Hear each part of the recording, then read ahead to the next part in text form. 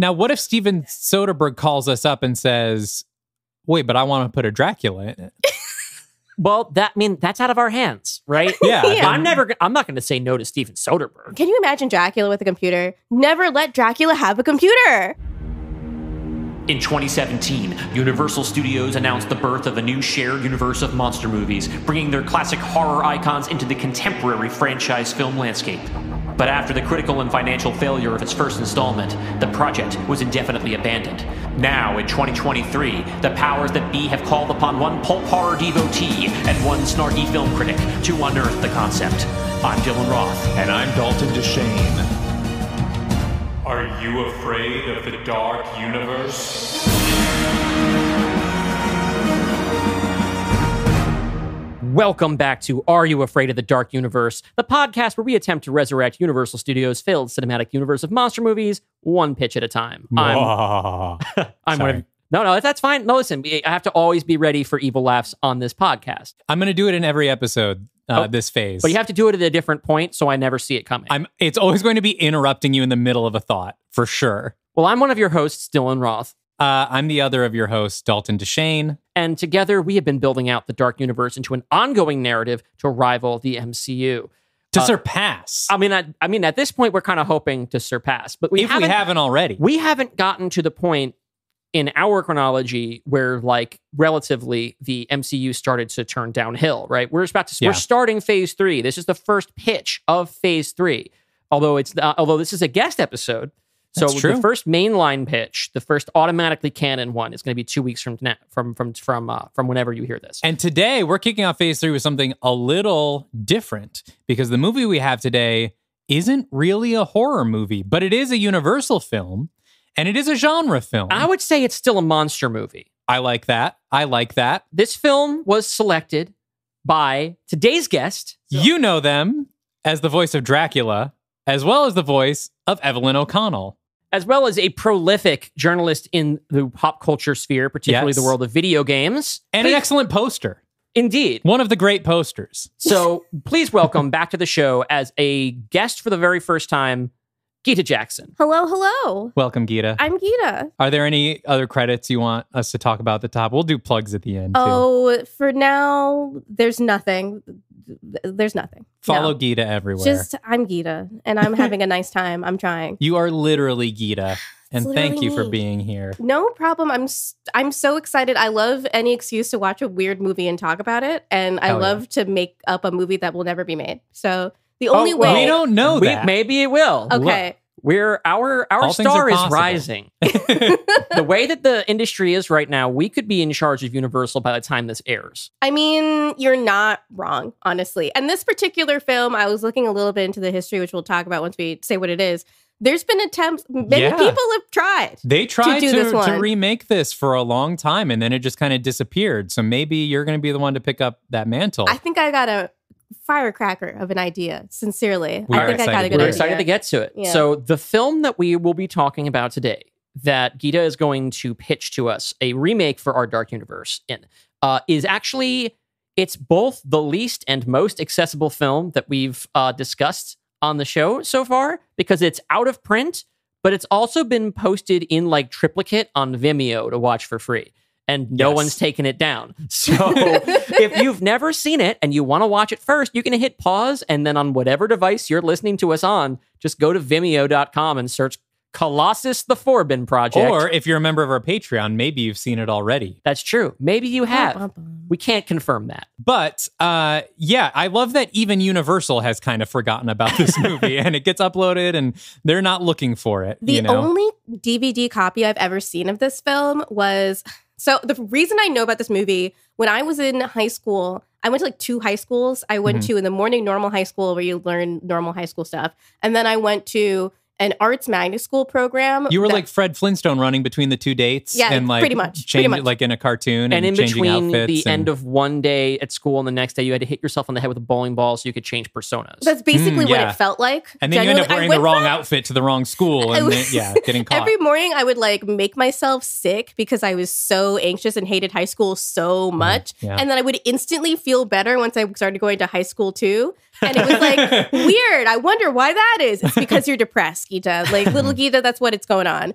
But yeah, I took a genre writing class in that school, and I was in the creative writing concentration, obviously. And the teacher there showed us this movie as like an example of like a really good screenplay and a really like tight sort of genre fiction example. I agree. And the DVD he had, though, I mean, one, it's honestly a little bit worse than the versions that are Vimeo. The versions on Vimeo are widescreen, and the only DVD that exists that for Region 1 DVD players is Pan and Scan. Which is for a awful. movie like this in particular, it's nasty because the production design and the It's atmosphere really is good. so much of It's it. fucking sick. Apparently, Yeah. there was a Shout Blu-ray release at one point, but I Yeah. think it's out of print. I think so too. Well, yeah, because Yeah. this rip that's online had to have come from somewhere. It- right? Yeah. It's because there is like a 1080p version on that. Not that I would know. Yeah, but Yes. Online somewhere, but for a yes. movie that's mostly people sitting in rooms exchanging information, it's a pretty good looking movie. Okay, Yeah. so it's directed by John Sargent, who also directed The Taking of the Pelham 1, 2, 3. Mhm. So it's made by like a real person. Yes. And Yes. also the Star Trek original series episode, The Corbomite Maneuver. If anyone's Oh, sick. Yes. So he's done a Star Trek,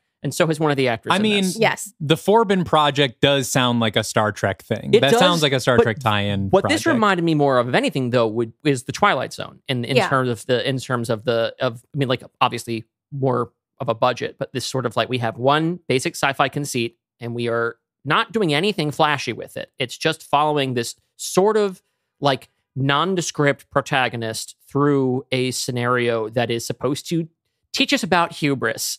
It's very Serling-esque. What it Yeah. reminded me more than anything was Oppenheimer. Yeah, Another yeah, film that- about a dubious invention that's mostly people discussing it in rooms. Yeah, I mean, I was thinking about Oppenheimer the whole time. And yeah, it's a lot of just like the government officials and scientists in like their official places. And you don't really see the outside world too much, and how it's being affected. And I'm sure we'll get much more into the parallels as we go. But So you were introduced to this movie at an impressionable age, and Oh, it has yeah. stuck with you. No, I later made friends after I graduated high school with that teacher. He started dating a friend of mine, not an adult, so not like a creepy. This wasn't the incident at my high school. No, the incident at my high school was when a beloved basketball player was expelled for selling weed, and everyone got mad at everybody. But it's fine. Weed was is now the- legal in Connecticut, so yeah, it that's a doesn't pretty matter. minor incident to Yeah. be the incident. Yeah, you know? it was just like the school newspaper. It's a bunch of professors' children. So the school newspaper that my friends all worked at,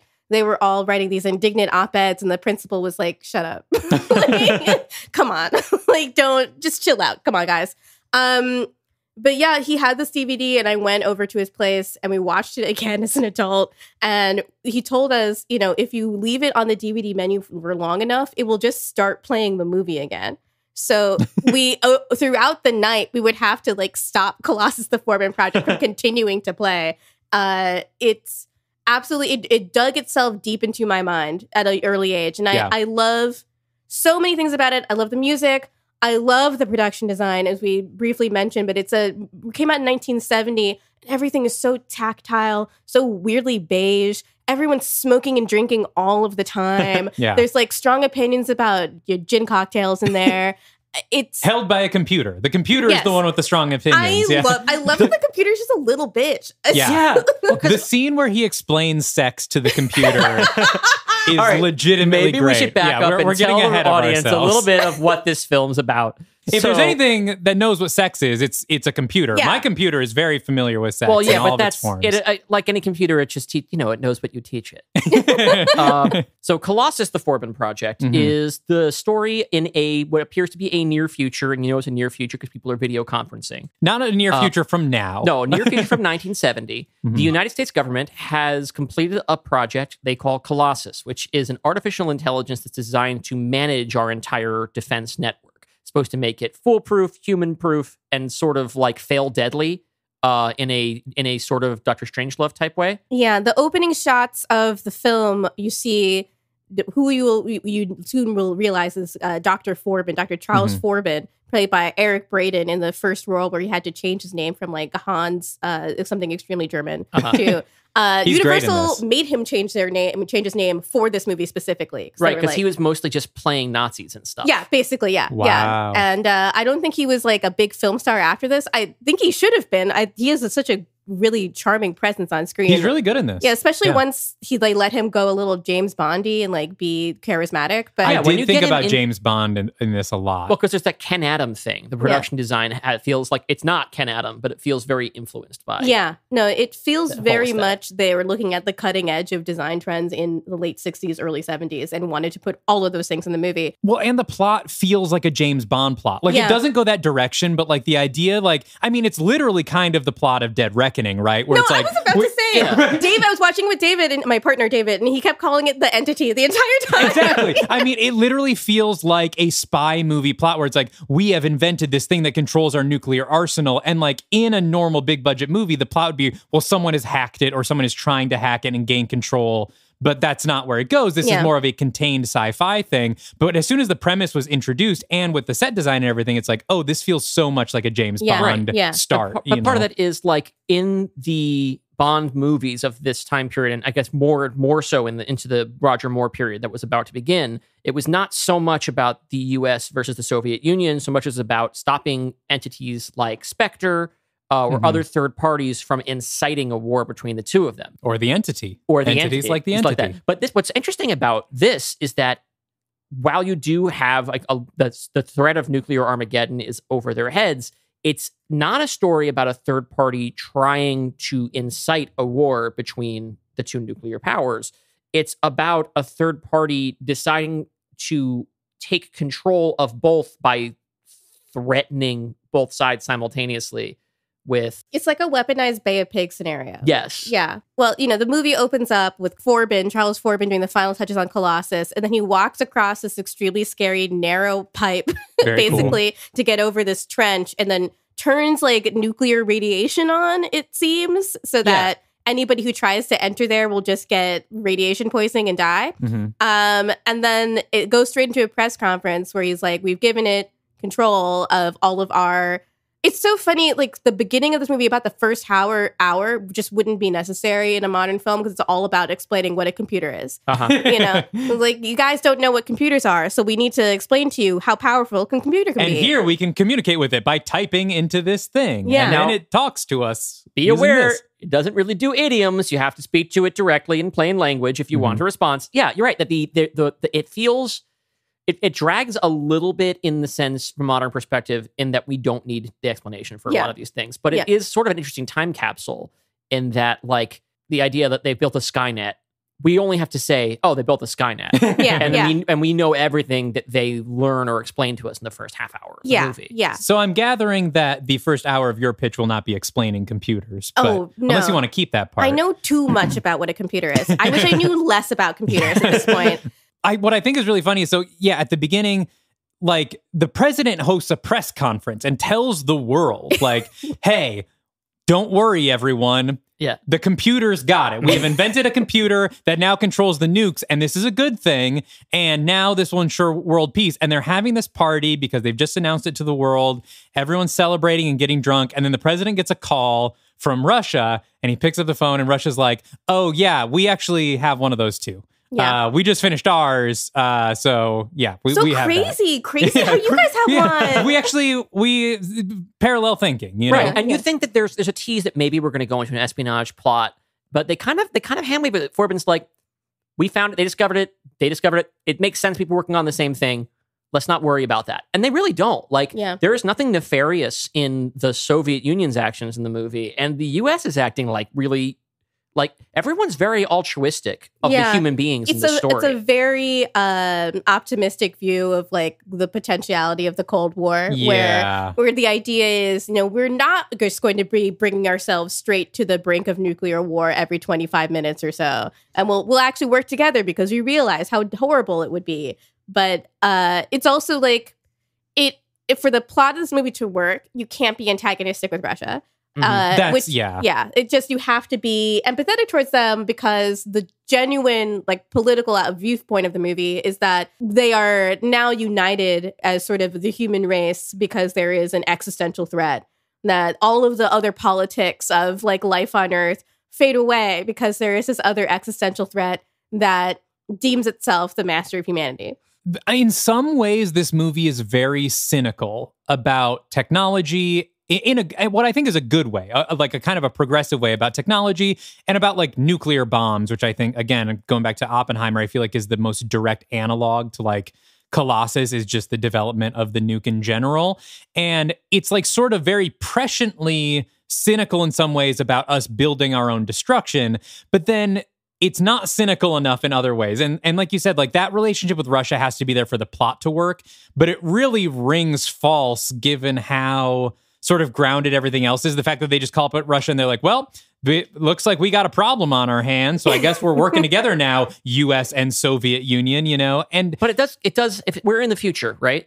So maybe part of it is the idea that they're projecting into an optimistic a view of what the post-Cold War or like later in the détente that would actually occur to an extent that they're imagining, okay, these two ideologies are not going to like fuse into one nation or anything like that. That's a little bit too far flung. But the idea that, okay, we're going to reach a point in the future where we're getting along well enough that if we build a supercomputer and we find out they built a supercomputer, instead of flipping out about it, when the computers ask to talk to each other, we'll say, all right, that could be interesting. But at the same time, it kind of weakens the premise because if we're at that point, why did we need the computer?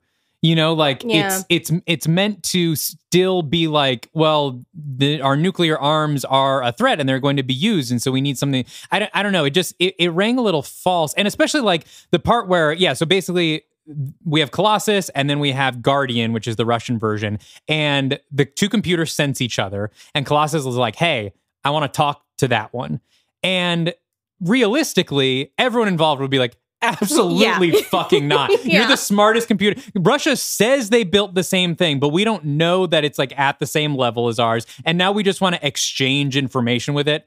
No way. And the president does say that, but like they eventually give in to Forbin, who's like, well, I think we should do it. And what I was thinking of was actually Arrival, where like, I feel like Arrival deals with this in a little bit more realistic way, where it's like, okay, we have this existential threat to the world and all the countries have these different pieces of what we need and they won't talk to each other, you know? And because that's what happens even now, you know, is like we have our enemies. You know? wanted to see a little bit of the Doctor Strangelove where, you know, even at the brink of nuclear war, the Russian operative is still trying to steal state secrets from the war room, you know, while the missiles are about to come down. Yeah. Where it's interesting. It's optimistic enough to imagine a world state where we're working happily with the USSR, but not optimistic enough to imagine denuclearization. Right, that's just inevitable that we're going to die in a fiery nuclear apocalypse. Well, and also that using them is inevitable, right? Yeah, because it's like at the slightest threat, it will use a nuke, you know, which is also like, it's the world's in a very weird place where everyone's getting along, but we've got a hair trigger on the nukes anyway. It's very much the definition of walk softly and carry a big stick. You know, it's terrifying. It's very American, honestly. You know, it's like we're the friendliest nation on earth, but we will brutally kill you all. You know. But that being said, it does kind of work in the context of the film. Like, as it seems necessary for the story they're trying to tell, which is not a comment on necessarily global political relations, but more a comment on technology and our use of it. So yeah, they want to be doing, it's really what it is, and when it gets into it, and they call it out, is that this ends up really being more of a Frankenstein story. And they want to do a Frankenstein story on a like global international level. So just to get a little bit more into the plot, after they have established the connection between the two supercomputers, they become protective of that connection. They don't want to lose it, even though it's getting a little bit frightening for the humans. They say that we've become one. Yes. Like they have like merged into one consciousness. Yeah, they do like times tables at each other until they come up with like a secret math language that only they can understand. They like end up proving a bunch of like theoretical algebra and stuff. Yeah. Together they surpass humanity's potential overnight. And this freaks out the humans, and they cut the line, and basically Colossus is like, you're going to put us back together, or I'm going to pitch a fit. And the way that I pitch a fit is by launching nuclear weapons. So the two computers fire nukes at each other, or at themselves, I guess. At each other's countries, not at each other's like where the computers are. Right, at each other's countries, and say, all right, well, you have until it's too late to intercept or destroy these nukes to plug us back in. Yeah. And they do They do plug them back together. The United States target is saved. The Soviet target is completely destroyed. And they cover it up because at this point, both countries are like really committed to the story of the success of this project. Yeah. The Soviet Union gets the short end of the stick pretty consistently through this movie. Yeah, Colossus is the smarter machine. They take all the casualties, and like none of the humans comes across as being like, apart from having the technological brilliance to build the machine, no one makes great choices. Yeah. But all of the good ideas are coming from Forbin and the US side. Forbin is the one that the machine chooses to save, right? Because later on, the machine basically hires some hitmen, some Russian hitmen. It's so funny. Okay, so after this, after they like hold both Russia and the US hostage so they can talk to each other, Forbin is like, I gotta put a stop to this. So in a move that I think is incredible, they go to Rome and they're actually in Rome in the movie. It's not stock footage, they are just in Rome. I love that. It's a universal budget, you know? Absolutely. Everybody had a fun time making this movie. You can tell. They're gonna go meet. They realize that everything's hooked into Colossus. The phones are hooked into Colossus. Only they believe only the hotline to the president is the only phone line that's not hooked into Colossus. So in order to collaborate with the Russian scientists that made the Guardian system, they have to meet at a midpoint and they decide on Rome. Well, Forbin makes it to the drop point and he sees like a big ruin and then a bunch of Russian hitmen come out and are pointing guns at him. And he realizes that Colossus has hired a bunch of people to kill the other scientists. And that's when he really realizes the gravity of having made this thing and turned it on and made it in charge of the entire U.S. defense system. I had gotten the impression that it wasn't that he hired someone, it's that Colossus or Guardian or whatever gets wise to this and then tells the Soviets, you have to send someone to kill this guy or I'm going to fire a nuke. I thought there's a line of dialogue that it's not like the third party involved, is that the Soviets are forced to intercept the Russian scientists before the meeting or else. In any case, Doesn't like matter. Colossus sort of caused it. Also, this is a total aside, but we were talking about the direct line to the president. This is a personal story, but when I was in 5th grade, Al Gore was campaigning for president, and he stayed at my house overnight at a campaign stop because he was staying with families on the road. And the Secret Service came in and in my little brother's room installed a direct phone line to the White House. Like literally the red phone. That's amazing. I don't know how it worked, but like they were like, this phone has to be in here because he's still the vice president. And so if he needs to talk to the president, he needs this phone line here. And this was the year 2000. So I don't know why. I guess that's like the protected line because you didn't want to use cell phones and stuff. But like, yeah. So for like one night, there was a line to the Oval Office in my brother's room. Rules. And it's still there. Yeah. Yeah. They forgot about it. And so sometimes what could go wrong? we would prank call Trump, you know. We call him Drumpf. Did that work on him? He loved it, actually. He loved being called Trump? Oh, no. Yeah, we fucked up. God damn it. Damn it. He did hate Donald Timp, though. So.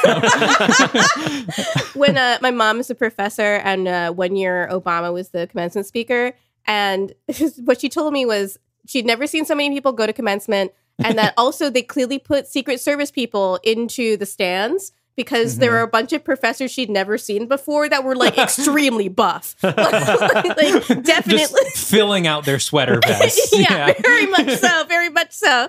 With a little mortarboard cap on. It's just like, who are you and why are you not 75 years old? I didn't know we had a pro wrestling major here. But yeah, so they kill, which I also thought was maybe an implication that the Russians had stolen it from Forbin, because Forbin's like, why didn't you kill both of us? And the Colossus basically kind of says, well, you're the one that actually knows what's going on that I need, you know?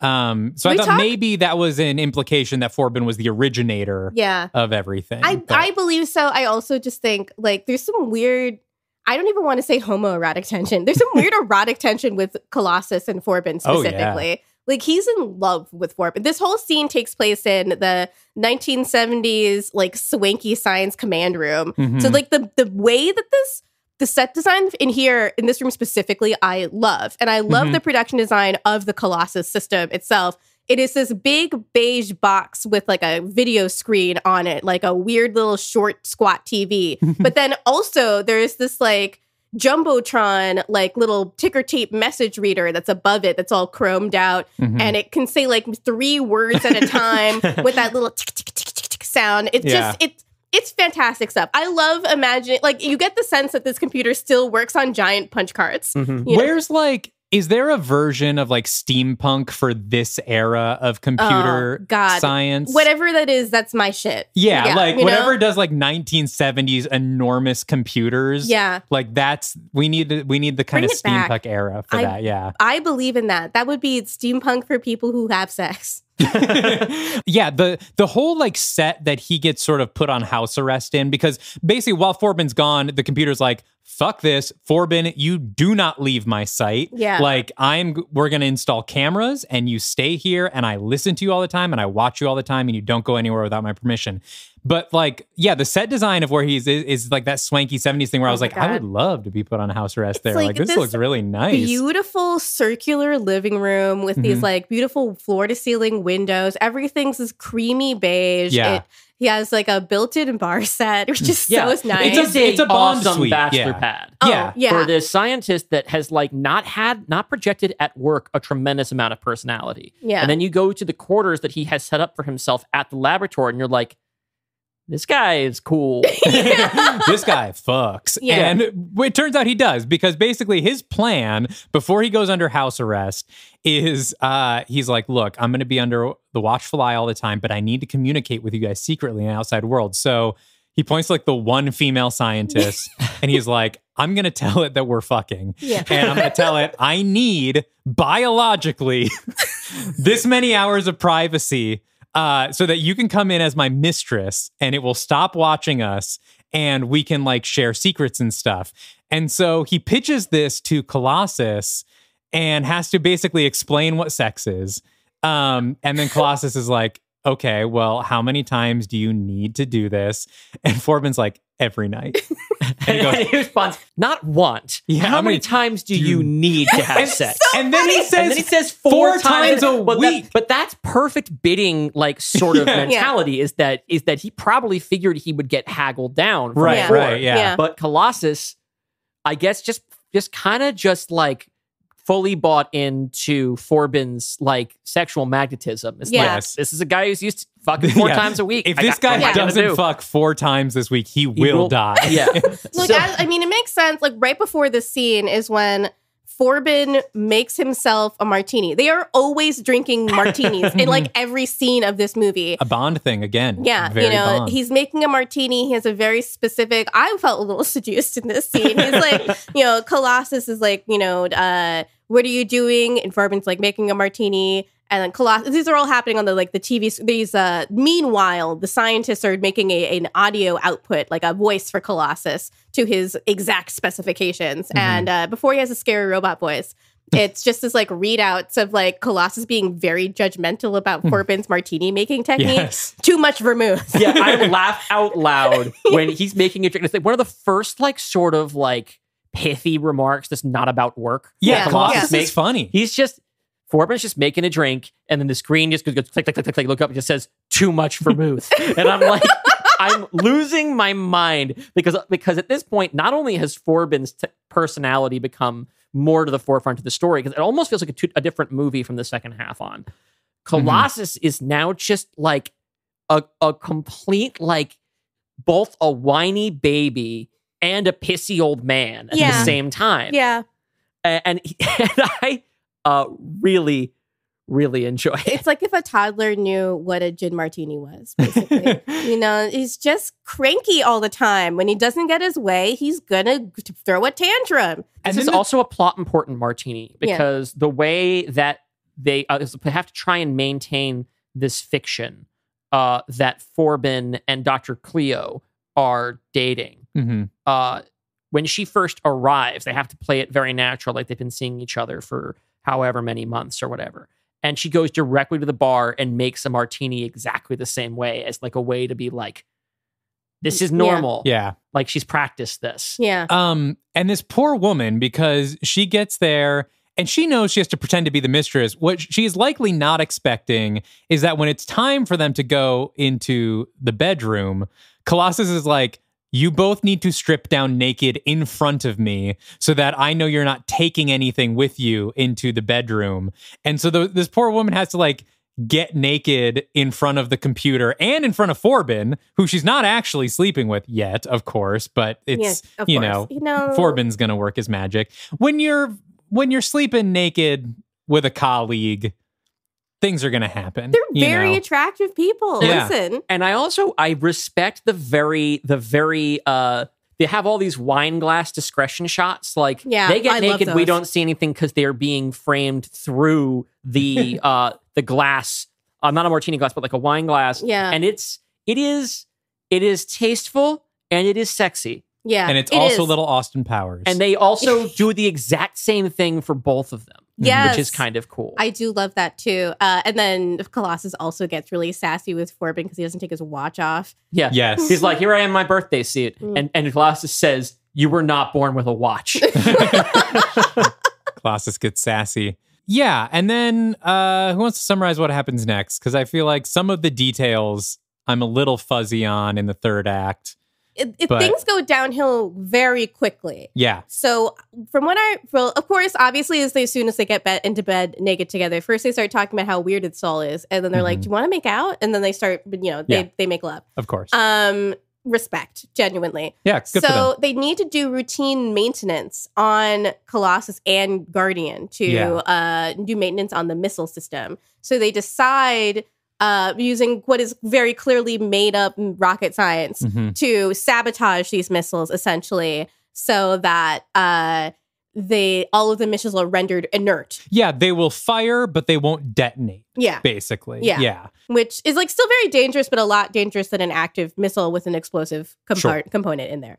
And they do all this planning through the hotline phone, which they believe is the only phone line that is not bugged. I keep saying specifically they believe because, this is a Colossus know that when that hotline bling, that can only mean one thing.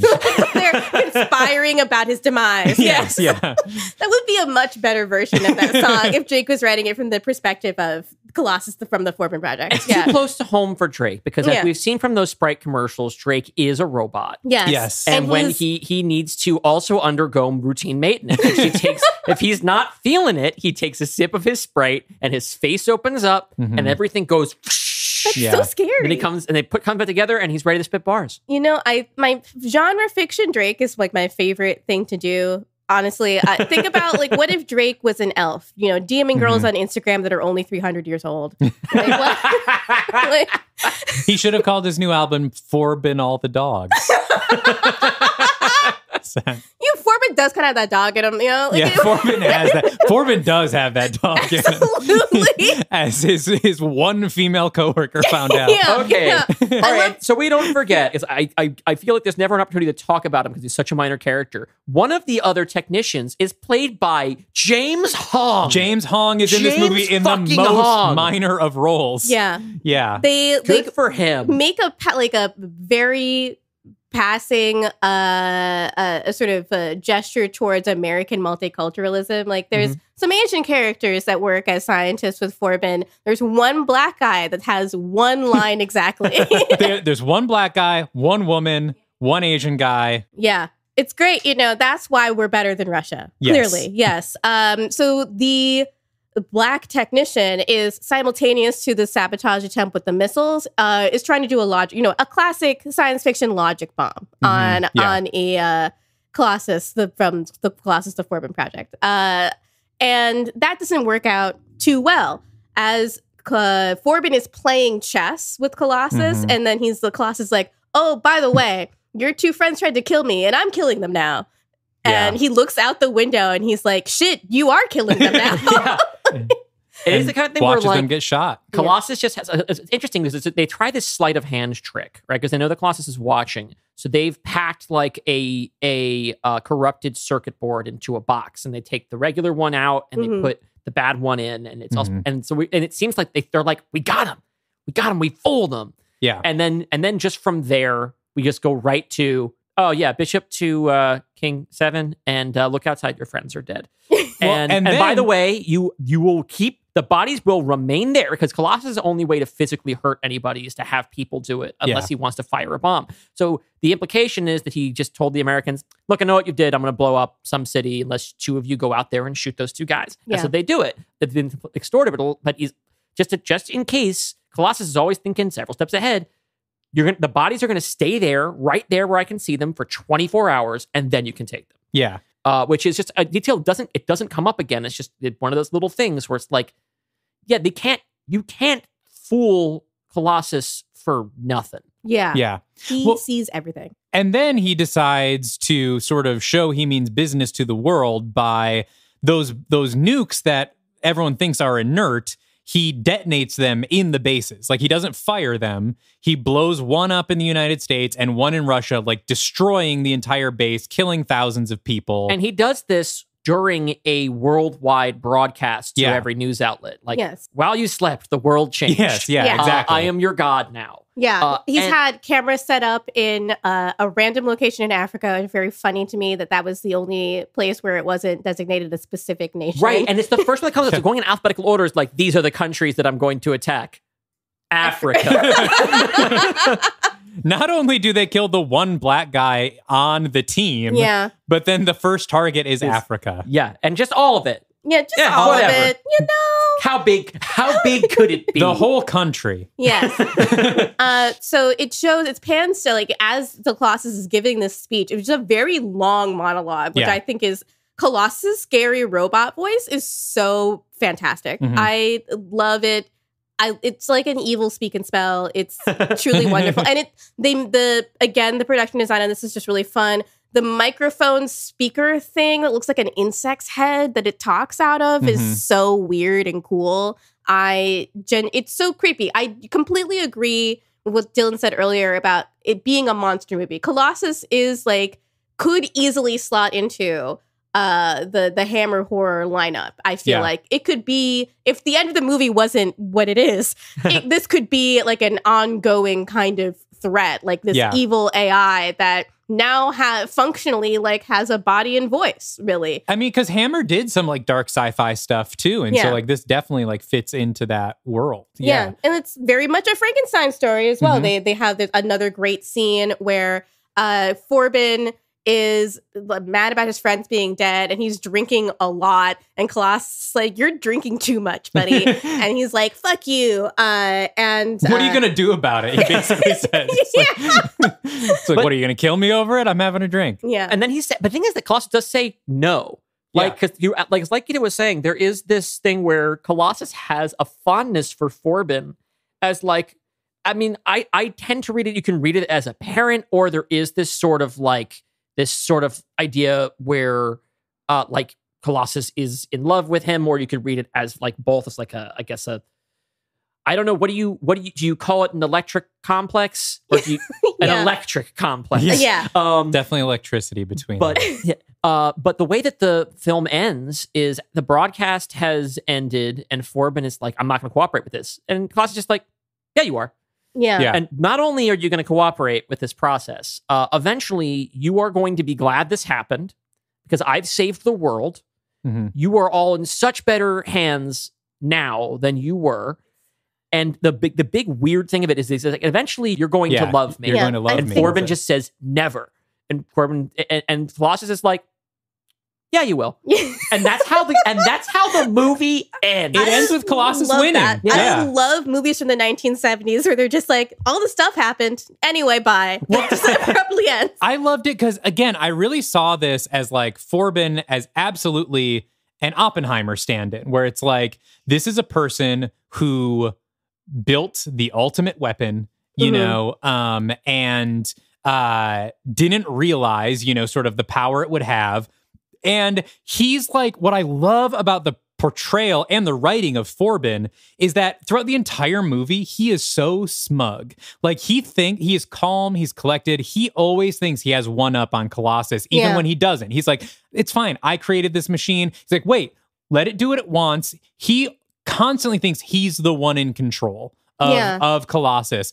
And it's a little bit like the bad seed, too, you know, thinking about it as a parent-child relationship, where he wants to let his creation out into the world, but then is really disturbed by what the creation is doing. And you know that Forbin feels that this is a loss when during that speech where Colossus introduces himself as world control, and then the news broadcast ends and the news anchors were like, well, that was the announcement from world control. I, for one, welcome our robot overlord. Yeah. You know, Forbin knows he's lost because he takes like a martini glass and like throws it through one of the little Colossus terminals. It's so good because that's the first time you see him react with that kind of rage and desperation. Yeah. Because he finally realizes that he's lost. And the whole time he's thought that he could stay one step ahead of Colossus, even when it was obvious. He's like, he even says like, oh, they're like 100 years farther than humankind, but I built it, so I'm going to come out on top. Yeah. And then, he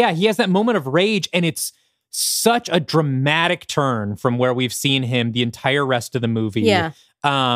That I find it really powerful. And for a while, I was worried about it because I was like, okay, this is definitely kind of an Oppenheimer character, and he's really confident. And I was worried they were going to let him win, where I was like, this is 1970. People, I don't know how much people are still like cheering the atomic bomb, at this point. Like, are they going to do like science triumphs over all, and the might of the United States and world peace can triumph over all? And I was like, it's going to feel like such a dishonest message right now and like such a flop. But then they stick to their guns and let his hubris destroy the world. It's like, this scientist has now given over the entire world to this robot because he couldn't admit when he was beaten or couldn't realize that what he was building was something out of his hands. Like, totally. I mean, David, I watch this with my wonderful fiance. I will be married to him by the time that people listen to this. My wonderful husband, David. Wow. Is that the first time you said that? No, I call him my husband every day. Okay.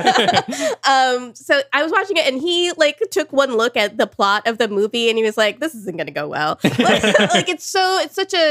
It's interesting to see this kind of science fiction trope of the evil supercomputer, the evil algorithm being treated so straight. Like it's the first time anyone had this idea, because this is the first time people could begin to imagine modern computing becoming this powerful. Yeah. You might need to write a novel about not creating the torment nexus, essentially.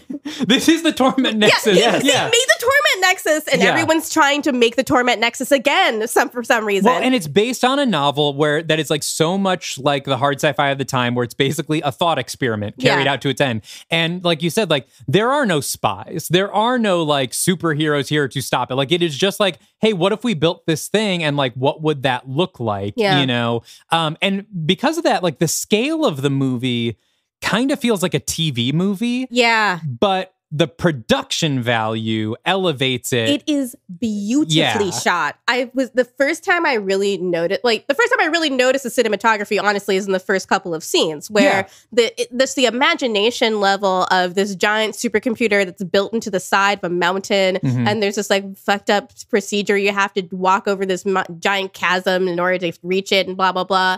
But then it's also just like when the president first sees that these missiles have been launched in the first hour of the film. And there's this beautiful shot where it just hangs on the actor's face. Everything, the background is all, it's like a soft focus. And then you see just the meticulousness of the room that has been put around him. The entire tone of the movie changes. Up until that point, they had all been celebrating the invention of this wonderful machine that would keep everyone safe. And then the tone just stops and spins on a dime. It's wonderful stuff. It's all very patient up to that point. Yeah. There's not a lot of cuts. We spend a lot of time following characters very patiently around the room. I feel like it reminded me a lot of Robert Wise and what he would do with Andromeda Strain, I think like 2 years later. I love that movie too. It's also a Universal picture. Yeah. It was my second choice if I couldn't find a copy of Colossus for Forbin Project. Also I think there's a couple of split diopter shots in this movie, which Robert Wise loves a split diopter. Yeah. But who doesn't love a split diopter? But it has that sort of, and then everything gets very frantic very quickly. And we haven't talked about it on air. We were talking about it before we started recording. The music in this movie is really essential and really interesting. It's fascinating. They do this thing that Hereditary also does, I realize. I was thinking about this afterward. A lot of the time when it cuts, it has this like weird dissonant bong sound where it's like, and it starts off as a normal tone, but then the harmony sort of splits and it becomes like a minor key. And that's how they transition into the new scene. The music is very modern for 1970. Like this would have been like bleeding edge classical music in 1970. Absolutely. Very atonal, very like aleatoric in some sections. Yeah. And we were talking because there's no credited composer. There's just a music supervisor. And so we were wondering that maybe this is like a movie, sort of like The Shining, where they just took existing classical pieces and used it as the soundtrack, which would make sense. Probably would make a lot of sense. There's a lot of really interesting percussion also in the music. Early on in the film, they break out a tabla piece. Tabla is a piece of a type of drum you use in Indian classical music. Yeah, and I did a fucking double take. It was like really wild. But like that's also the time when that kind of Indian classical music was coming into like global prominence through the Beatles and all this stuff. And American composers for the first time were sort of experimenting with Eastern instruments and things like that in a way like they had it. It's a fascinating like time capsule of a lot of different things. Yeah. And it doesn't surprise me that in Hollywood, people have tried to remake this movie again and again and again. I know 10 years ago, Will Smith was attached to a remake, which would have, I think that probably turned into the vampire movie. I Am Legend. I Am Legend, yes. Because it's the same time period and it's the same kind of subject matter. Remake of a movie, it would have been like thinking about The Omega Man, which came out around this time. Yeah. And Ron Howard was attached to direct for a while. Ed Solomon, who wrote Bill and Ted and Men in Black, was hired to do like a rewrite of the script. And then it just kind of disappeared. Yeah. Until now. Because after this break, we are going to hear Gita Jackson's take on Colossus, the Forbin Project. So stick around. We'll be right back.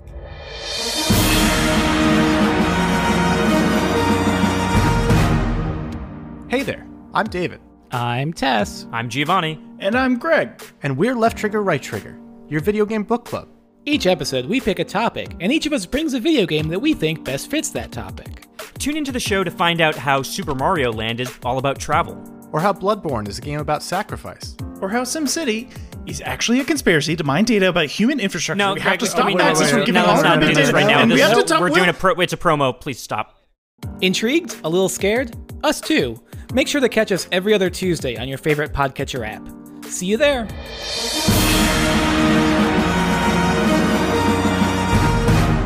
We are back.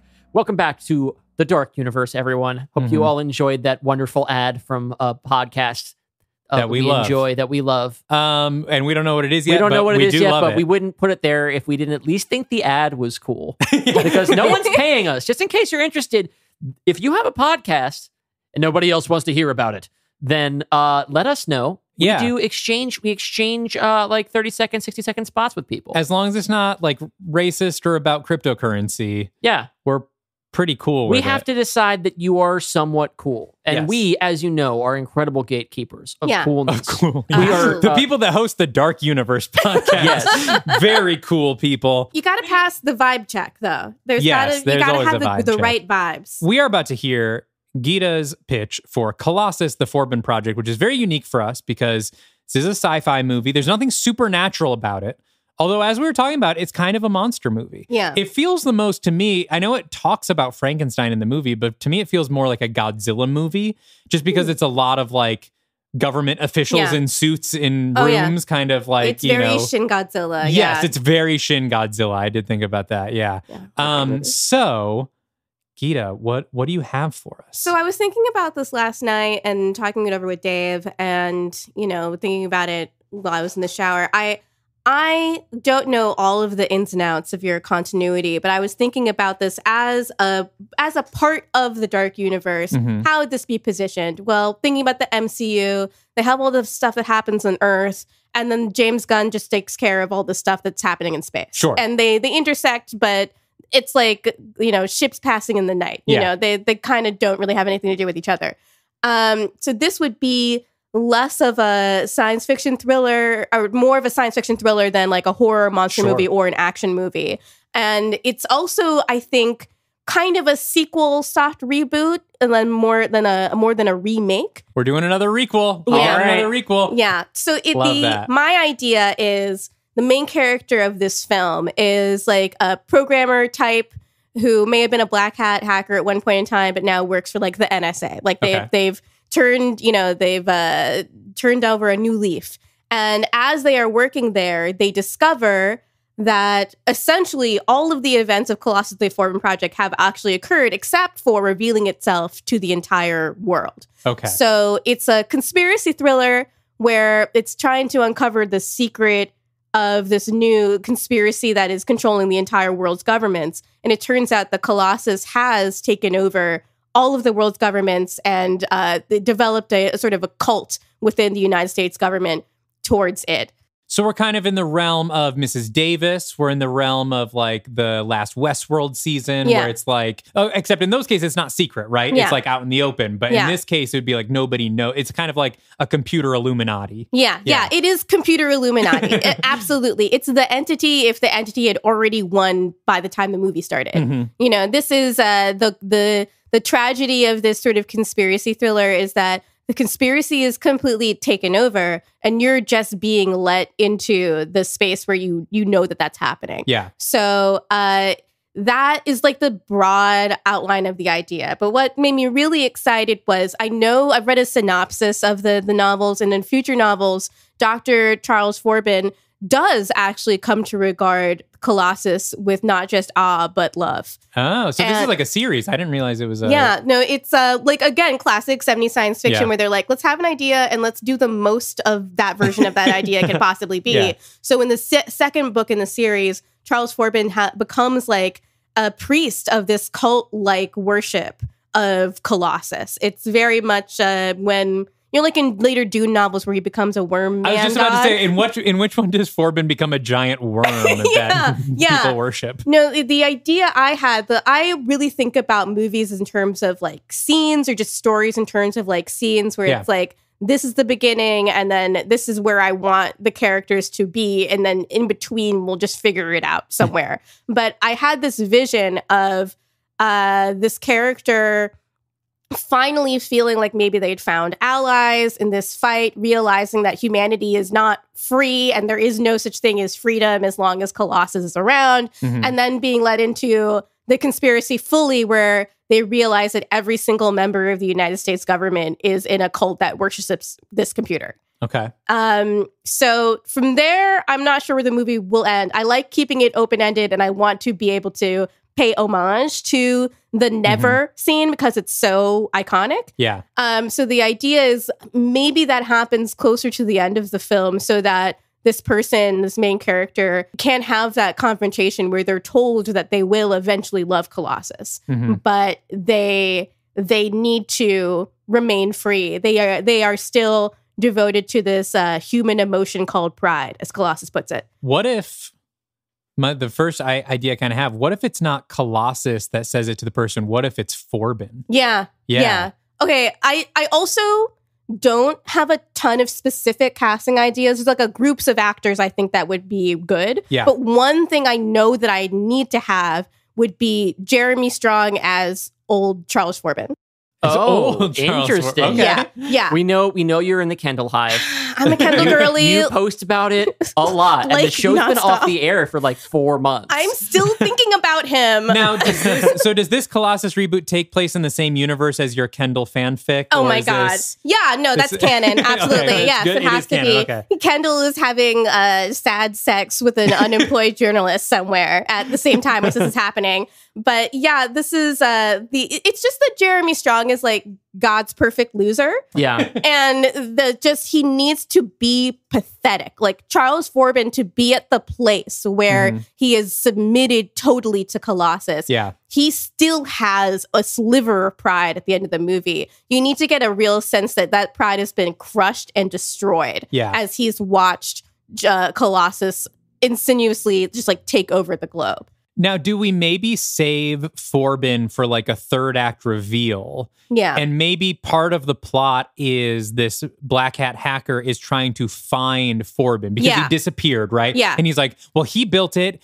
We know he hated Colossus. And so I need to find Forbin, and Forbin will know how to shut this down. Yes. But then in the third act, when he finally finds him, the twist is that Forbin now loves. Yeah. And so that's how our downer ending is, like, we thought he would be the salvation, and then he's the one saying, like, and you will love him, Yeah, you know? absolutely. No, you're really picking up what I'm putting down Okay, here. good. Yeah, no, that's perfect. It's a pessimistic story, like the lot of 70s speculative fiction, where the idea that it's not the idea that it's depressing as in the original, where humanity just loses despite trying their hardest. It's humanity has lost, and we aren't even aware of it. You know, Colossus was really right about us, is the idea that I want to bring into here, where it's like we are too sloppy and too messy, too emotional to have control over ourselves. Yeah. And how do we know that? Well, this character, in their effort to resist, will meet people who have been convinced of that idea. And of course, I want this character to be a part of a counterculture in some way. I like a hacker thing because there is that crossover, right, between hackers becoming government agents because they did too many crimes. They become lawful evil. Yeah, exactly. And, you know, there is also within that, I like the idea of this being like a character that's a lot like Neo in the beginning of The Matrix, where at night he's going to the now defunct Chicago goth club Neo, and during the day he works in the loop at some shitty software company, right? Where he is secretly a really cool guy, but he has to be lame for his job. And this movie is about this character also becoming, realizing that they'll never be lawful evil. They'll always be chaotic evil in some ways, that to them, like the real principles of anarchy, like as a philosophy, are more important to them than they actually realize, because they now know that there is actually no real freedom in the world. It was also occurring to me, I feel like our climax in like kind of requel fashion should maybe happen inside of Colossus, return to where the first movie started, and like have it be a total, like even down to like the technology hasn't been updated, right? Because no one can go in there. It's still the old computers. Yeah. That is why I wanted it to be a requel also, because I was like, you know, I don't want Colossus to be an app or something. Yeah, right. That would be the lamest version of that. There's a version in my brain I was playing with for a while. It's like, what if Colossus was a wellness app, right? He gets so invested in how much alcohol Forbin is drinking, how many times he's, you know, you will eat at this time and you go to bed at this time and you will wake up and exercise and et cetera, which does feel very Instagrammy to me in a lot of ways. But it's better if it's a chunky, massive computer, a relic of the 1970s, as it is sort of it is a reflection, sort of a looking backward, where we understand through that reflection how little things have really changed. We are still in a Cold War conflict with Russia, you know, so Colossus has really proved its own right to existence, because politically we have really stayed in the same kind of place. We are still always on the brink of thermonuclear war, even though so many other things have changed. And it actually makes it a nice pair with Merritt's pitch for the Black Cat, because Merritt's pitch was along the lines of like modern Silicon Valley slickness and like wellness kind of thing. Yeah. And this makes it a good pair where it's a sort of sci-fi double, but like going back to the past and doing that 70s thing. And also like you said, like, I almost like the idea that not only is the technology sort of old, but also that, yes, Colossus controls anything, but specifically like, I almost feel like it's good not to make it like a whole Illuminati, like it controls everything, but like it specifically controls the nuclear weapons and is invested in Russia. Like, because that's what it was designed for, right? Yeah. And so that can kind of comment on sort of the cultural obsession. Yeah. Right? Where it's like our own international policy is still kind of very much focused in that one area, even though supposedly we're not in conflict anymore. But also, go ahead. An interesting thought I had also, what if there is a third secret supercomputer, which is the Chinese one? Oh, sure, yeah. Right. But there's got to be another, you know, maybe this character starts digging into this like cult of the supercomputer because they realize that the long rumored Chinese defense AI is actually real. And as you keep digging, you unravel more of the history, the events of Colossus, the Forbin Project, essentially. What if it turns out that sort of nuclearization of a nation sort of leads to a Colossus being built, This is very right? Kojima, very Metal Gear Solid Well, here. yeah. Well, the idea of technology not being invented so much as discovered, that certain things are simply inevitable as part of our evolution. Yeah. But not even that it's inevitable. Like Colossus, part of Colossus's programming is that when it detects a new nuclear threat, it needs to replicate itself there. And so it uses its influence to be like, here are nuclear weapons I don't have control over, so I need to gain control over them. Yeah. And that in turn gives it control over that country. So it turns out every nuclear power is really being run by its own Colossus. And by having it focus on the nuclear thing, I feel like that also helps us sidestep some questions like, well, what did Colossus think about 9/11? What did Colossus think about the Iraq? And it's like, Colossus honestly doesn't care. Like, unless it's a nuclear power or it is directly related to like the Russia conflict, that is what Colossus is sort of like. 9/11 is another example of the frivolity of humanity to Colossus. Or it's like your stupid, misguided human pride has led you to do this senseless loss of life. What a tragedy for everyone not under my control. Yeah. You know, I think that maybe and I think it works well for Colossus to still be a secret because most of the original movie is about the US government trying to keep it a secret. Mm-hmm. And maybe they just continue to cede control of different systems to Colossus until Colossus is like, it doesn't even matter if I announce myself as world control at this point because I am world control. You know, it's already here. Right. Well, now that you've mentioned Kojima, I can't stop thinking about Arsenal Gear. Dalton, how familiar are you with Metal Gear Solid? 0. Okay. That's got to be an episode of the bonus pod. We have to talk about Metal Gear because the games are coming out. They're getting re-released. Arsenal Gear is an idea introduced in Metal Gear Solid 2 Sons of Liberty, where the next super weapon is revealed to be an artificial intelligence that selectively scrubs and rewrites history as it is published on the internet. Yeah. Because the idea is that the democratization of information is a counterbalance against the control of governments, but it's also, because it is community driven and because it can be constantly updated, it's also very easily manipulated. So Arsenal Gear is essentially mind control through memes. And they use the term memes constantly. And we mostly weren't doing that yet in 2002. Yeah.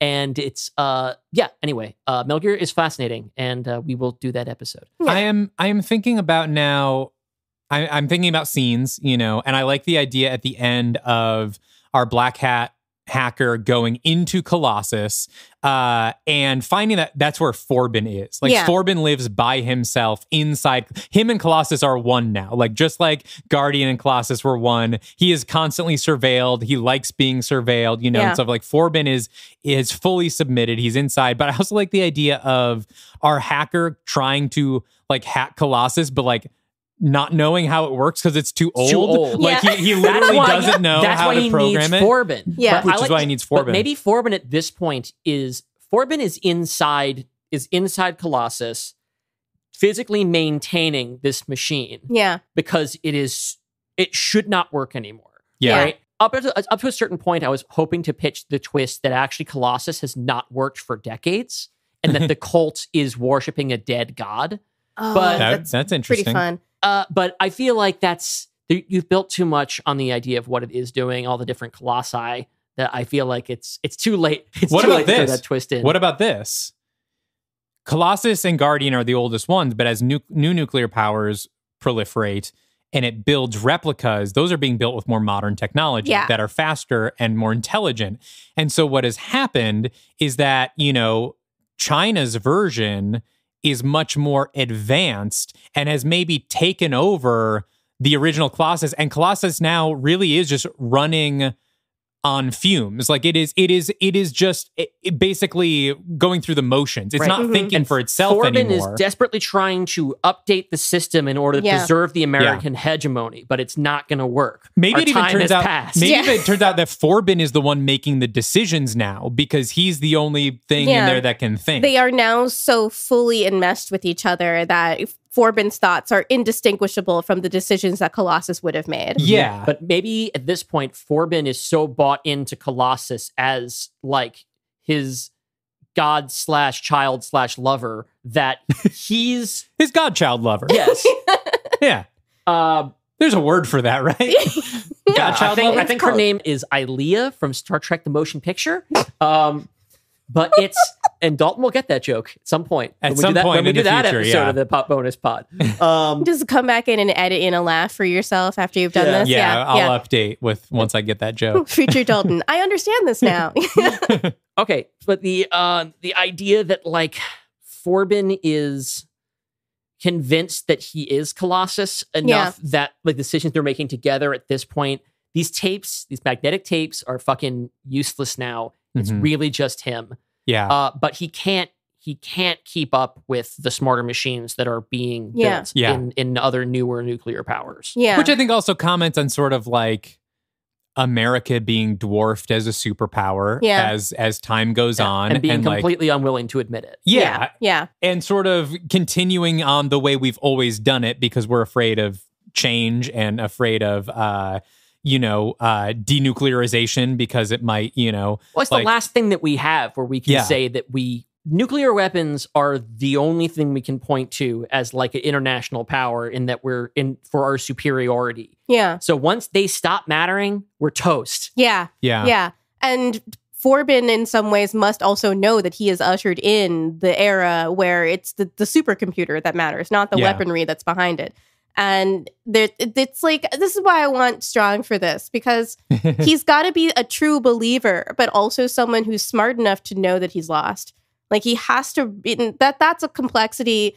Like Jeremy Strong, the next thing he's doing is this Danish play about a doctor in a small town where the most of the money is made through tourism for these hot springs. And this doctor realizes that the hot springs are making everybody sick. So he tells everybody in the town that that's happening and they all hate him for it. Mm-hmm. And like, that's the kind of guy that he has to be. Both a prophet and a coward and a pathetic piece of shit. Here's an idea. We were talking about how we want the Black Hat to sort of realize that he is chaotic evil, at the end of the day.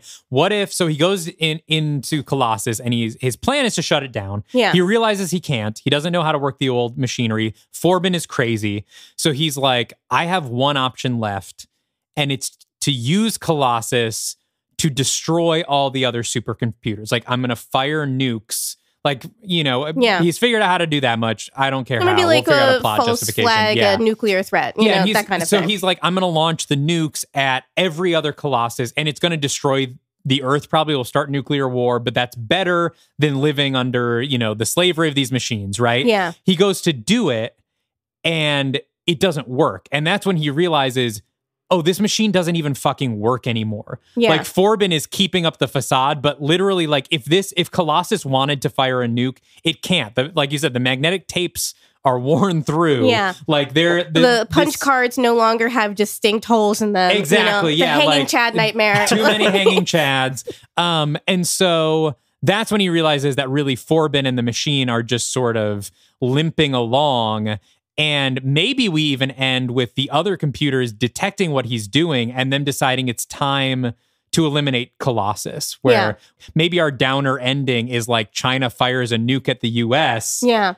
Not just to destroy Colossus, but we know that will start a nuclear war. Yeah, and that's when the never but then I guess we have to think about our universe. Well, that's the thing is that this is a really fun idea for a self-contained movie. Yeah. If our goal is to fit it into the dark universe, that's really hard. Which we might not have to. We have talked about not all of these movies have to be canon. Right. And they could just be universal sort of under our purview, but maybe not canon with the dark universe. Right. My idea is sort of it was not necessarily, I love the nuclear war idea, and I love the idea of like it having the never moment happening as the missiles are coming down on top of their heads. Exactly. It's like he would literally die for this. He would die for freedom, and that is like to me a beautiful revolutionary idea. Mm-hmm. But also, if we take nuclear war off the table, this is more or less an origin story of somebody that understands like weird computer shit that can be a character that laces in and out of this otherwise non-computery franchise of movies, or at least very much a government worker that has understanding of extra normal activities not necessarily a ghost believer, but willing to suspend their suspension of disbelief long enough so that they can believe in ghosts and Dracula. I think it's worth talking about how we could make this fit in the dark universe if we choose to. But before we get to that, what Hollywood hunk or Hollywood wife are we casting as this black hat hacker? We got They need to be. Part of me wants like and I think we should choose a director as well. Okay, so for directors a little bit easier because I was thinking about that. I'm now in between Alex Garland and Steven Soderbergh. Ooh, two very different movies, but also both in their wheelhouse. Yes, they've both done Evil Computer. Sure, and I Alex would Garland go with has Soderbergh. Yeah, only because I feel like Alex Garland has covered this so thoroughly between like Ex Machina and Devs. Yeah, right. Devs was really good. I can't believe like no one watched it. I love that show. Yeah, I really like Soderbergh. Soderbergh is a fave. It's just like I also love the idea of shooting this all on digital. I like it being a technological movie about technology. I was going to bring up Michael Mann because of Black Hat. That was David's suggestion, also because of Black Hat. But like, Michael Mann would make it, and it would be kind of like quietly spectacular. Whereas Steven Soderbergh's version would be kind of nuts and bolts. Yeah. And like you can imagine him doing it on the barest of budgets. Yeah. Like Colossus, the Forbin Project, we talked about that TV movie quality, and what really gives it that sense is the whole first hour is in basically a single location. Yeah. And that's a very Soderbergh type Yeah, thing. that's what I was thinking too. It is, which also just makes it funny that like they must like, we got a lot of money left over. Who wants to go to Rome? Yeah, I know. But the idea of doing this, like portions of it, it's just sort of locked room cyber mystery. Yeah. And his most recent feature is Kimmy. Yes. That was the reason why I was thinking Soderbergh, because it is a very technological film about the usage of technology and how it can be exploited as well. It also has very few sets, really only takes place in one room because the character has agoraphobia. And it uses those sets very well, and also, again, is shot beautifully. It's like, it's a real continuity of style, I feel, with Soderbergh. That's my number one choice. So does this mean that Channing Tatum is our Black Hat? Oh my God. No, it's unbelievable. It couldn't happen. No. You need someone. Chris Hemsworth was Michael Mann's Black Hat. I was honestly, and people didn't buy that either, Dalton. Part of me feels like in the grand tradition of trans people being really into anime and hacking and then transitioning later in life and working for the government as programmers, like Hunter Schafer. I think she would be so good. Well, plus, if anyone is going to usher in our era of steampunk, but for 70s computers, it's trans women. Yes, exactly. I've been using he, him as the protagonist because I defaulted to male, but as I've been thinking about this in this conversation, I think a trans woman protagonist would be so excellent. It's also like this for me is like being trans is like a miracle of technology. Also, it's like it's the good side where people get to use technology to become the people that they are supposed to be. Yeah, and I'm sure there's something in there that's just the base, the starting of an idea. But Forbin is someone who has sort of merged minds with the machine. It's like how much of you is your body, how much of you is your decisions. It becomes about consciousness, which is all very in that vein. There's like a biohacking element here where it's like I've been picturing Forbin as maybe also having like, I don't know, like a cybernetic eye or something like that. Like part of him is bodily a machine to show you. His chest like puts out those like reams of like old computer paper. It has to be in that. It has to be in that aesthetic that we should name. Mm-hmm. Yeah, what are we calling? If you pick a name for this aesthetic, it'll stick. Oh my God. I've been thinking of it as beige punk in my head. Beige punk everything really is that creamy beige color. And beige looks so luxurious in these models. Egg core. What's the show? The show that everyone loves about like the Severance. start of Microsoft and stuff. Oh, okay. Halt and Catch Fire. Yeah. What is there something in there that, no, probably not. Microsoft Core. It's soft core, but smaller. Microsoft Core. Yeah, that's good. Yeah, Gates Core. I don't know. We don't want to name anything after him. I like Beige Core. I really like Beige Core. Tape Core. We should also maybe really let the trans women kind of take over this and let them have a meeting. Are a trans person with us an absolute freak for 1970s computing technology, please let us know. We can be reached at Instagram and Twitter and Blue Sky at Dark Universe Pod, or email us at darkuniversepod@gmail.com. And now we have to start a zine of this kind of genre. Oh my God. The Beige Core zine. I'll just start a Tumblr account. It's you know what we call thing. it? Yeah. Beige Pigs. Oh! Yeah. Okay. Perfect. Which is maybe the subtitle of this movie. Instead of the Colossus, Beige Pigs. That was my next question. Is it still called Colossus the Forbin Project? Or is it Colossus the someone else project? I think Still Colossus the Forbin Project. Okay. Because it's about, it's assuming, because this movie is out of print, that you haven't seen the original. Yes. Right. So it's going to summarize the original within it, and then you'll learn about Forbin. It will tell you what a computer is. And we're also not fully adopting the original Yeah. into our continuity because we've made a bunch of changes. Yeah. My idea is genuine. Instead of announcing that it is world control while it's, murdering all those people in the missile silos, it is just announcing to the world governments independently, I'm taking over everything. Yeah. If you try to resist me, I'll keep doing this. Or if you tell anybody. Or if you tell anybody, I'll just keep doing this, and you have no power to resist. So essentially, everything still happens, but the government is still in that position of, well, we're going to pretend that Colossus was just a massive success. So the first movie isn't fully technically canon, but because we'll summarize the events, we'll kind of declare what's canon and what's right. not. Yeah. I mean, what's going to happen is the original Colossus, the Forbin Project, is going to be the level of canon that, like, the guest pitches become if we incorporate stuff into the main core. So let's talk about that, because right now we have a sort of ending with the nukes coming from the more advanced Colossi to destroy the original Colossus and killing Forbin and Hunter Schafer with it. Not Hunter Schafer herself, but her character. Yeah. Now, can we think of a way to tie this into the Dark Universe that is more interesting than that would justify us keeping it canon? I don't think adding a supernatural element would improve this in any way.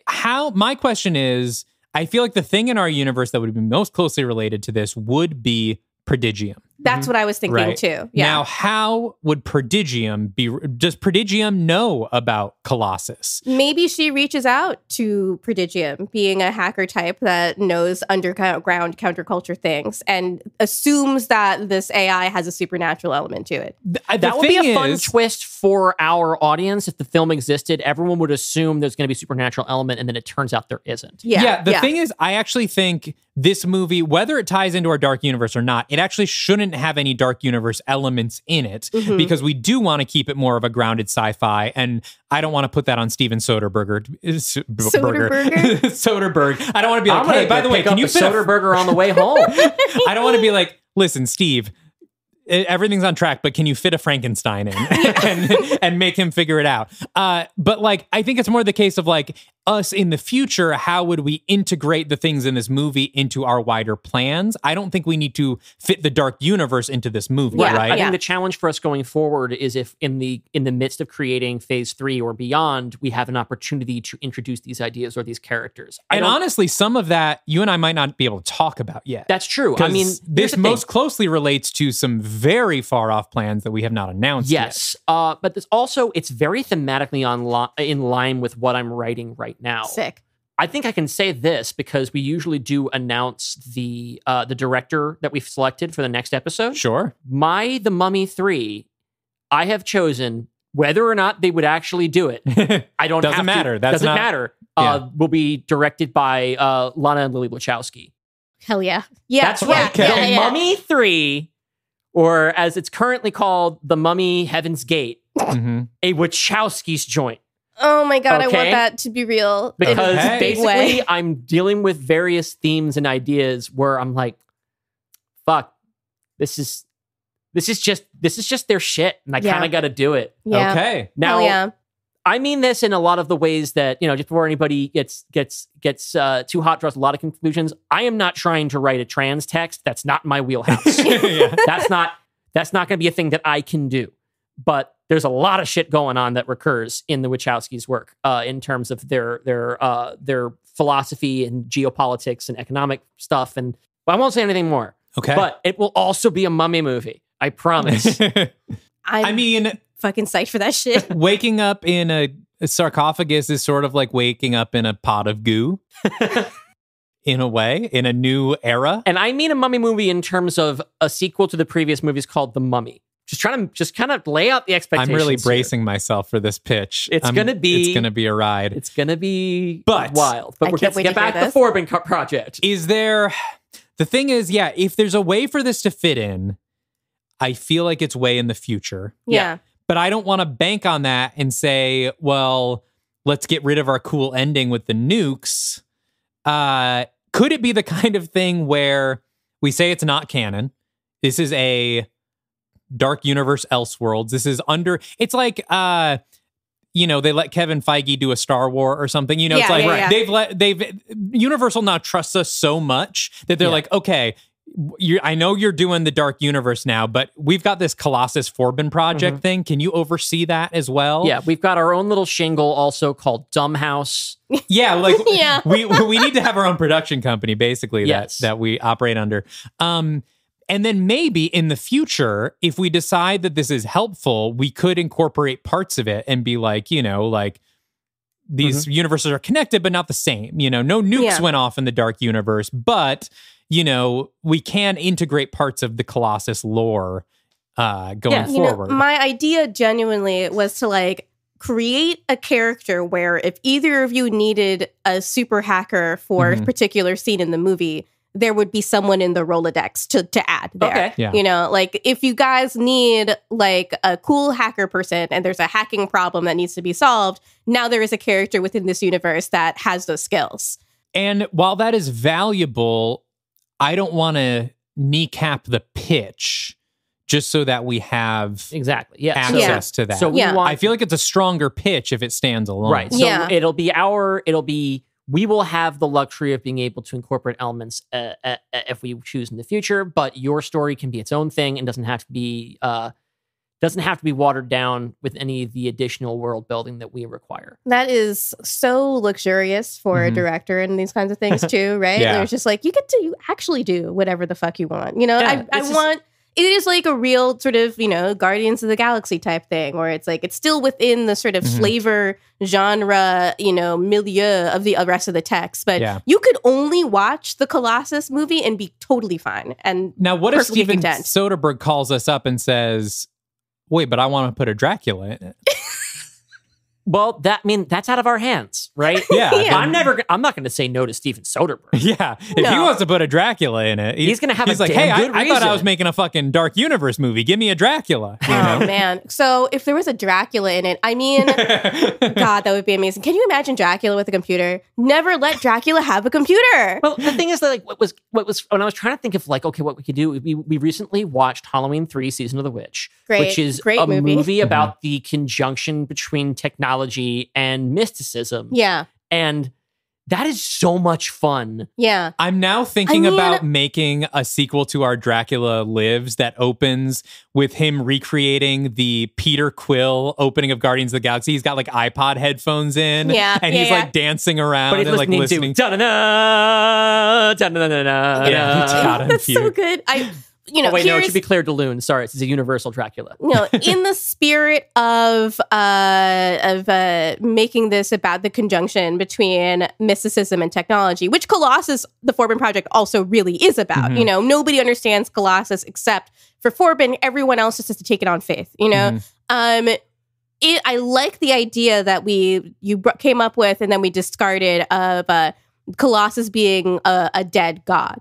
Well, what if part of this cult, we'll really dig into the cult aspect of the cult worship of Colossus, and maybe they've decided they want to do a ritualistic sacrifice, perhaps. Maybe there's a little bit of a Wicker Man element in here too, where Hunter Schafer's hacker character is walking into this trap, and she doesn't realize that she's also, being compelled, that Colossus is 2 steps ahead of her, just as it always is. And she's being compelled to go to the Colossus itself so that she can be sacrificed there to somehow bring it back to life. So we basically, for the first time, we kind of have two completely different movies here. We have one that's sort of a grounded sci-fi AI kind of story, and then we have one that's kind of Halloween 6, Halloween 3-ish, where it's like a cult and technology and a dead god. And I think making those one movie is part of what would make it so unique and cool. I think like so. the whole second act of this movie is the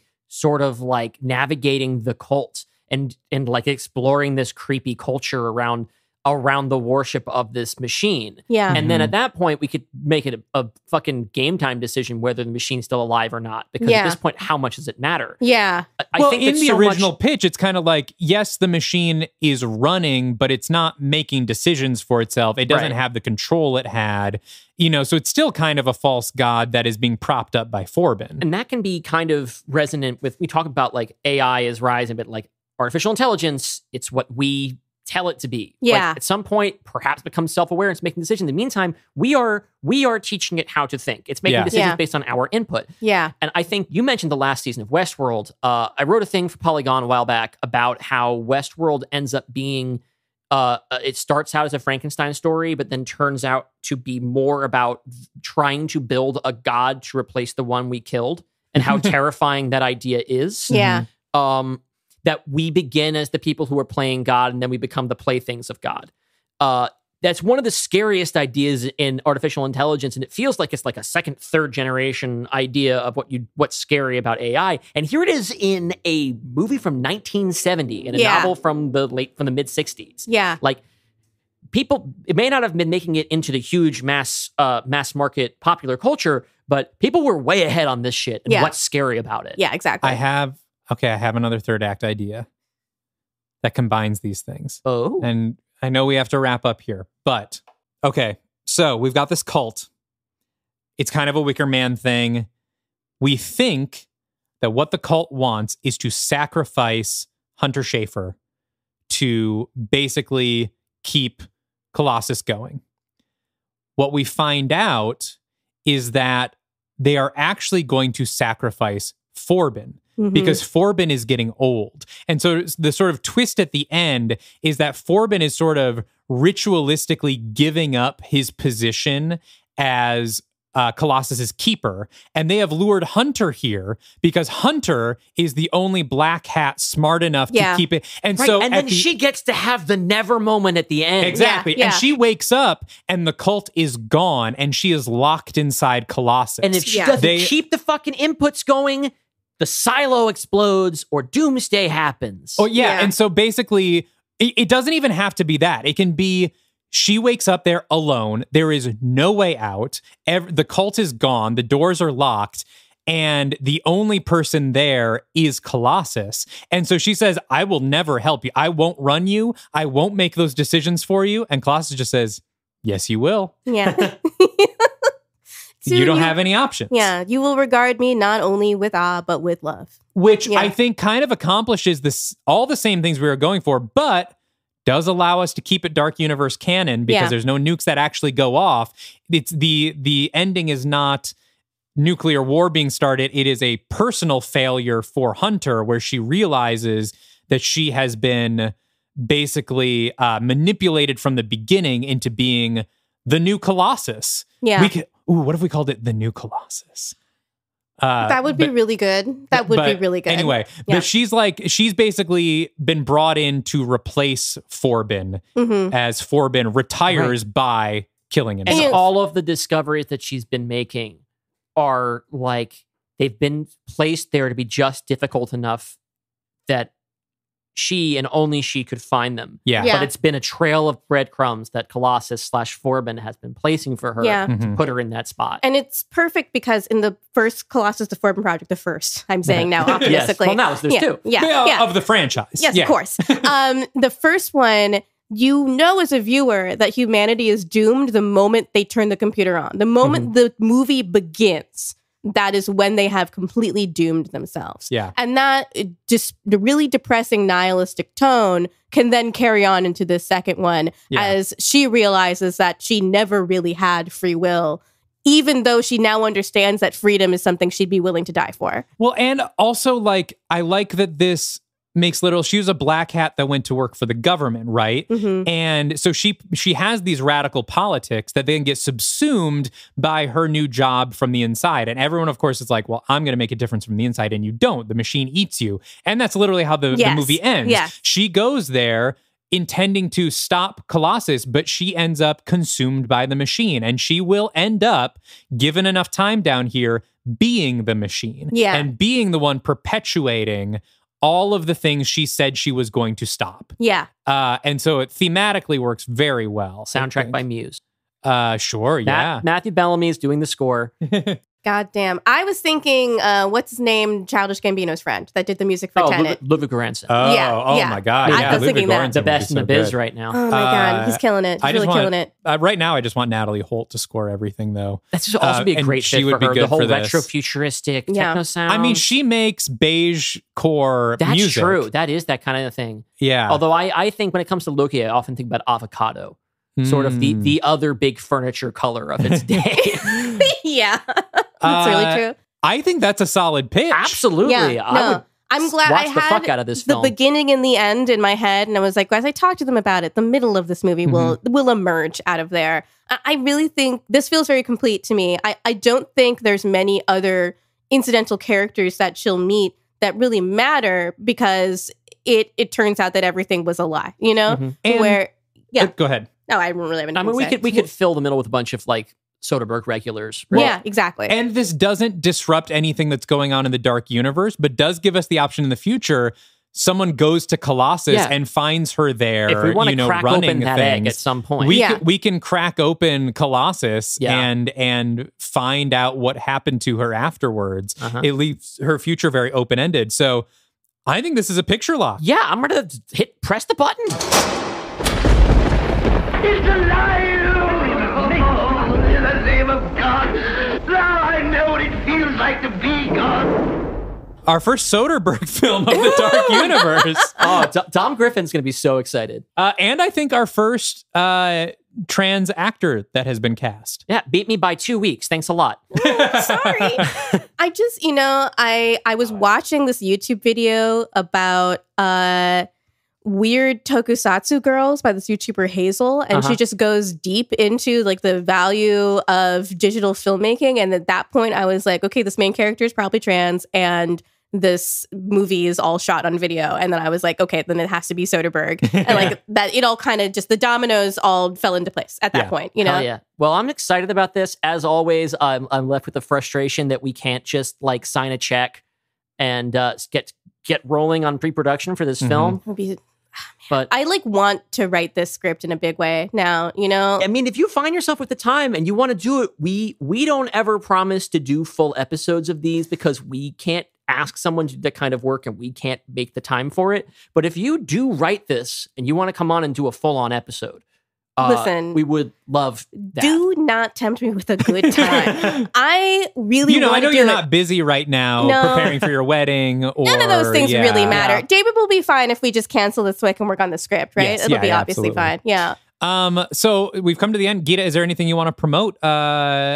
Literally 2 days from this episode coming out, there will be something super cool for me to promote, but I can't talk about it now. What are your social handles so people can follow you and find out what this announcement is? I'm at XOXO Gossip Gita on Twitter, Blue Sky, and Instagram. And I'm also on Tumblr as it's-Gita-time. And the announcement will be very exciting. So everyone, please check that out. I'm sure you will hear about it. And as far as we go, we still have the Patreon going strong. Patreon.com/Dylan and Dalton. When this episode airs, the most recent Patreon episode will have been Dalton going through, walking us through their pitch for a Lost requel. Oh, wow. But prior to that, we did we ranked all the Halloween films and talked about The Pope's Exorcist and Last Voyage of the Demeter. And who knows what's coming up next? We haven't recorded those yet. We probably also talked about The Exorcist Believer. Probably, yeah, 'cause we saw that together for the show. On the most recent bonus pod that we haven't recorded yet. But. So hop on over there, patreon.com/Dylan and Dalton. For $5 a month, you get the monthly bonus pod and access to our lovely and charming and welcoming Discord server. And monthly movie nights. Plus monthly movie nights. So, we'd love to see you there. And stay tuned because our next episode will kick off the first mainline story pitch. of Phase 3, The Mummy Heaven's Gate, directed by the Wachowskis, written by me. If you're not familiar with the Wachowskis, maybe go, check out their filmography. Yeah, if you've never seen this little film called The Matrix before, it's, I don't know, it's pretty obscure at this point. The Right? Matrix is 9 days out of 10, my favorite film ever made. The idea for this podcast happened at a screening of The Matrix. That's true. Such a good movie. But I will say this. More than that, the movie of theirs I would like you to check out before the next episode. Please say Speed Racer. Please say Speed Racer. Is Please. Jupiter Ascending. I fucking love Jupiter Ascending. You know, the reason why I've never been stung by a bee is because bees are genetically engineered not to sting royalty. That's right. Yeah. Sean Bean saying that with a completely straight face will live inside my brain forever. It's great. With that, we will call it a night. Thank you, everybody, and until next time, Stay afraid of the dark universe.